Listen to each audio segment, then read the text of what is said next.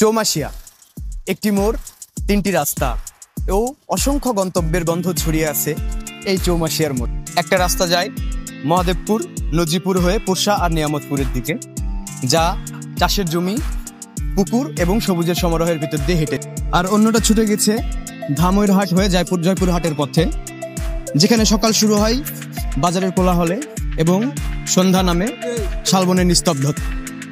এবং অন্য রাস্তাটি চলে গেছে আমাদের নওগাঁ সদর হয়ে বগুড়া এবং নাটোরে, যা মিলিত হয়েছে আমাদের এই চৌমাশিয়ার মোড়ে। আর শেষের সেই পথ মান্দা ফেরিঘাট হয়ে পৌঁছে যায় রাজশাহী ও চাঁপাইনবাবগঞ্জের আম ও আঙুরের শহরে।